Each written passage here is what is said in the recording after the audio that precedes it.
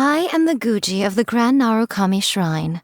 The purpose of my visit is to monitor your every move, for such is the order of the shrine. Oh, come on, don't be so nervous. It's only officialese, for goodness sake. I couldn't just go gallivanting around for no reason at all, could I? Now, come on, do something amusing for me. Traveling to other worlds is all that anyone seems to be writing about these days. Goodness knows what they find so disappointing about their own world. Most humans could have the entirety of their fleeting lives chronicled in but a few short lines. Their stories really make for terribly dull reading. Personally, I think the idea of things staying the same forever is quite beautiful. But alas, that is simply not the way the world works. If this rain keeps up, my fur will be dripping wet. Many people dread the sound of thunder. To me, it sounds fondly familiar.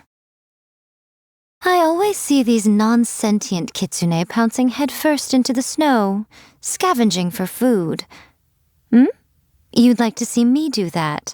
Haha, I'm sure you would. Morning. You look awfully drowsy. Didn't you sleep well? Come on then, what is it? What mischief were you up to last night, what a headache. What should I have for lunch? Not fried tofu again. I'm in the mood for something a little lighter today. Oh, I know. I haven't seen the Yashiro Commission girl in a while.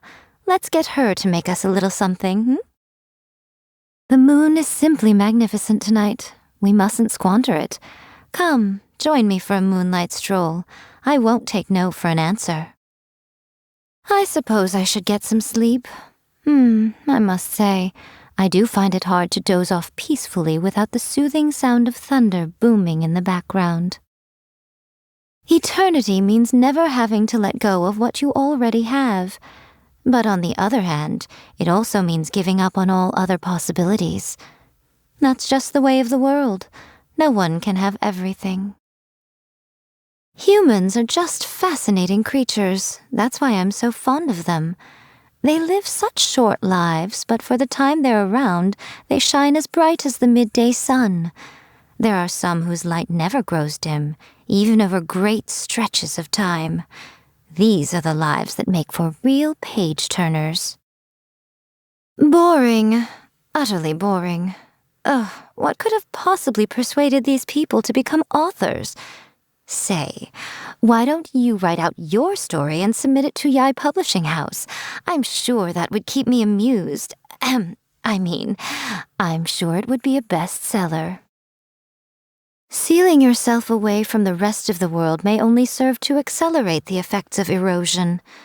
Imagine a world consisting of you and you alone, with no one else to reflect you back at yourself. How awful that would be. Whenever we are together, it is vital that we always shine a light for each other, okay? It's rather difficult to remain enlightened in the dark. You're saying you like how I wear my vision? You certainly have an eye for a priceless treasure. Well then, I bet you'd like to pet it. Heat oil on a medium-high flame in a pot. Add the tofu and reduce the heat to a low flame. Cook until golden brown, take it out, then serve piping hot. There you have it, fried tofu. There's nothing more delicious in this world. Well, I've told you how to make it, have I not? Why are you still standing there? Though I occasionally get a little weary of the sight of it, I can't exactly avoid seeing it at the Grand Narukami Shrine after all. My fate is intimately intertwined with the sacred Sakura. Locking herself away in the plane of euthymia when she clearly wants to be out. It's just willful self-torture, really. On the other hand, it's also rather stubborn but cute, don't you think? The Yashiro rascal.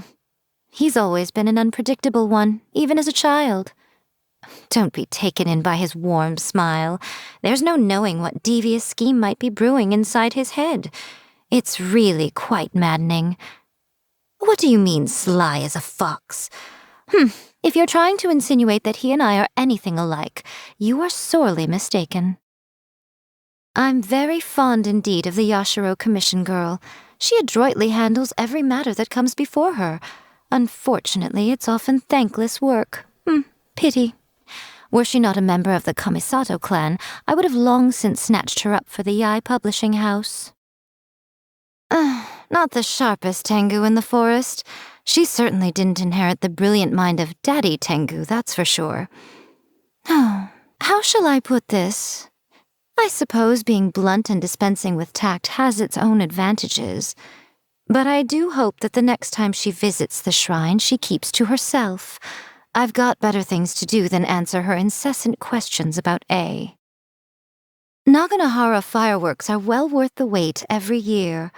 Word is that she caused quite an uproar among the Tenryo Commission recently by setting off fireworks all over the place. I'm sure the members of the Kujo clan must have turned purple with rage. A pity I couldn't be there to see it for myself.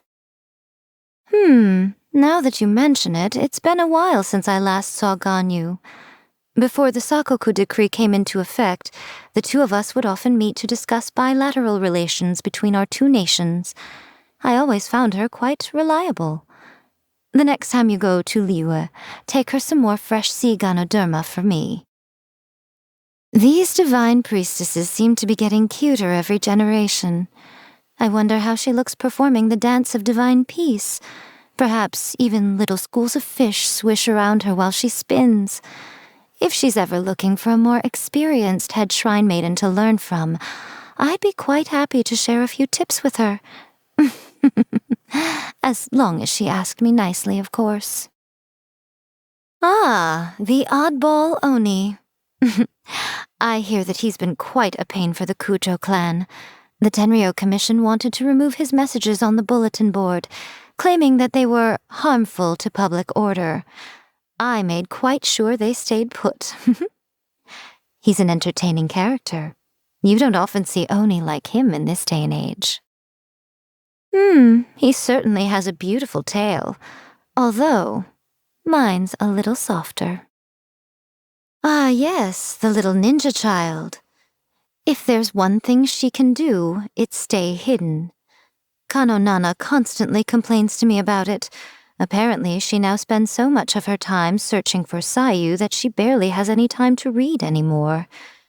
If you ask me, I'd say that Sayu has a secret ally who is helping her hide all the time. I've heard a lot about Miyuki's little sister. Quite the character, I'm told. Although she comes from a family of shrine maidens, she's gone her own way in life, tried her hand at many different trades, studied abroad in Liyue, even ended up joining the Arataki gang. Fascinating girl. Maybe I should have Miyuki introduce me. Yes, that'll work. Miyuki wouldn't dream of refusing my request. Oh, you'd like to know more about me? I'm willing to tell, but what will I gain in exchange, It has to be a fair trade. So you tell me all about you, and I'll tell you all about me. Deal? Kitsune Saigu said that she was going off on a long trip, and she's never been back since. At the time, I wasn't the least bit inclined to take on the burden of managing the Grand Narukami Shrine, so she told me that as Guji, I would be able to eat all the fried tofu I desired. As if that would be a convincing reason. That woman spoke so much nonsense, honestly. She could be so insufferable. I decided to found Yae Publishing House simply because I wished to read more interesting light novels, that's all.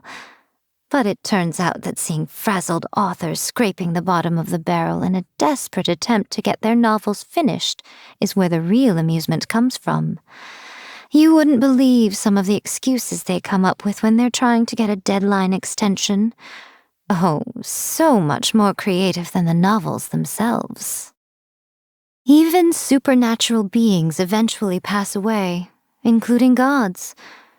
It's a terrible shame when their tales are lost to time along with them, never to be remembered again. The problem is, only those with first-class writing and composition skills are qualified to commit these stories to paper. If there is no qualified writing talent in the world, we must cultivate it. Yes, homegrown writers are what we need, capable of adequately capturing these stories with the written word. Though I'm an avid reader of novels written by others, I've yet to pick up the pen myself. Writing a novel is quite an undertaking after all. But if there comes a day when you reach the end of your adventure and want somebody to record it, and if I happen to have the time when that day comes, we'll see. My favorite pastime is reading other people's stories. My second favorite is watching other people squirm. If I could find a way to combine the two... Oh, that would be entertainment in its purest form. Peace and tranquility seems to be all the rage nowadays, but it gets dreadfully boring after a while. Have you ever heard of a dish called kitsune udon? It's quite simple, really. Just fried tofu served on top of udon noodles. What do you think? Noodles and fried tofu, that's all. Doesn't it sound heavenly? Anything that has been pickled is firmly off limits for me. I don't care whether it's medaka or kiviak. What sort of person can stand that vile stench? I, for one, am Guji of the Grand Narukami Shrine, and I refuse to defile myself by ingesting such pungent things. My, you really know what appeals to my tastes, don't you? Since you've made it yourself, I guess having a little taste is the least I can do. How should I put this? There's so much room for improvement that the only way is up. Ah, so today is your birthday. Ahem. On your ceremonious reckoning of years, I task my kin with seeing to it that that which you seek you shall surely find, and that that for which your heart longs you shall surely receive. Remain pure of heart and true of spirit, and their protection shall be bestowed on you. There you go. May all go well in your year ahead, and may all your wishes be fulfilled. Are we done? When training to become a shrine maiden, the title of Chokai is granted once one has completed their requisite studies and can correctly chant for ceremonies. This might be very straightforward for humans, but it's the most difficult step for the kitsune. We are only foxes, after all. The training required to become a Guji's assistant, or sekai, is arduous indeed. You must observe a myriad of harsh restrictions. There is only one way to make it through. Snack at night, and make sure you don't get caught. Attaining the rank of Meikai requires one to decipher the workings of the world, transcend its limitations, and fathom all phenomena within.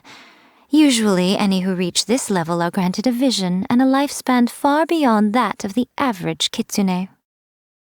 Throughout history, only the Guji of the Grand Narukami Shrine has ever held the rank of Jokai.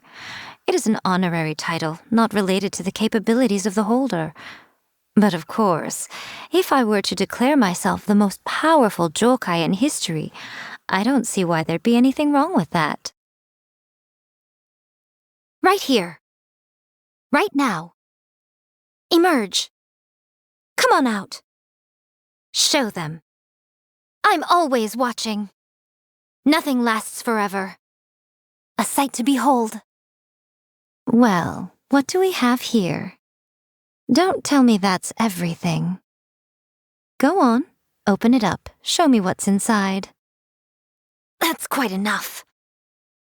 Ugh, no more games. Now you've got my attention. My, you're cutting it close. I shall handle this. The fun is over. What a dreadful ending. So much for eternity. Is that all? What a nuisance. Whatever would you do without me? All right, amuse me. Well, since you asked so nicely,